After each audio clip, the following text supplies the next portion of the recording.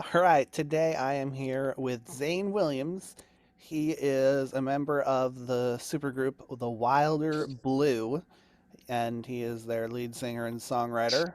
The song you just heard is The King Snake and the Rattler. Zane, how are you doing today?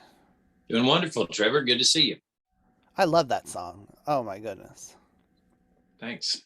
So, the head, the heart, the devil, the angel, the manipulative rattler, and the honorable king snake, you have quite a few voices living inside of you. Are they all here with you today for the interview?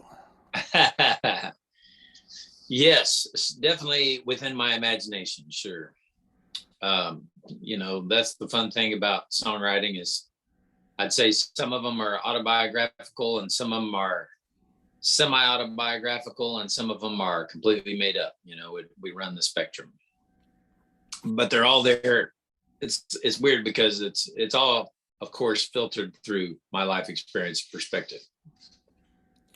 So, which voice in your head is typically the loudest for you? Um, I do my best to follow my better angels. I am not of the opinion that you have to be some sort of a broken, haunted individual whose life is completely in a mess to write good music. I do think a lot of people who are that way created a lot of great music. But I don't think you have to be that way to make great music. So I feel like I'm a pretty regular dude, just a father and a husband and a coworker, just trying to do the best I can every day, pretty much.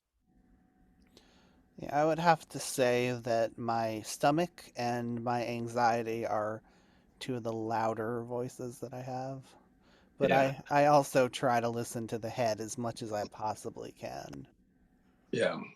I think I definitely live in the head space more. Yeah, this album is in the head space. It takes place so much in the head space, which is sort of unusual. How, did you set out to make an album that, was more intellectual and in the head than in a truck on a dirt road? Well, I always try to do to put more substance into my music than just trucks and dirt roads and all that stuff. I've always been a thoughtful person, and my favorite country music is the more substantive, thoughtful country music. One thing I love about country, Americana, folk, whatever, is that you can write about pretty much every aspect of life, everything from the normal having a good time or courtship or whatever, but you can also write about your grandma dying or you don't feel like you know yourself anymore because you're starting a new phase of life, or just any there are a lot of these deeper things that I think we all experience in life that don't often appear in most pop songs, if that makes any sense, because most pop songs are more about moving your body and release of energy and having a good time or whatever. That's obviously a generality, but the point is country music can be about anything, the the birth, the death, the everything in between, and so I try to include all of that. It's definitely at least all fair game when I'm writing a song. Speaking of songs that just, go way out there on topic, one of my favorites is Shadows and Moonlight. Not that I Yeah. suspect you're anything like the character in the song, but what does it feel like when guilt hits you? Well, um, I think guilt is a weight at least once again in my imagination, guilt is a weight that people carry around just kind of forever, and always with a fear that what they did might be discovered. Um, and so, what I was exploring on that song was the idea of a guy who took advantage of somebody when they were both young, and it still haunts him to this day, and his life hasn't turned out very well, not surprisingly, and he just, is he gets drunk and thinks about it and is haunted by it, and has sort of a psychotic breakdown, or a vision or a dream, or I sort of leave it up to the listener to decide what exactly happens to him, but it's definitely his past coming back to haunt him. Yeah, is it a good thing that there might not be any rest for the wicked? It's it's hard because I think the wicked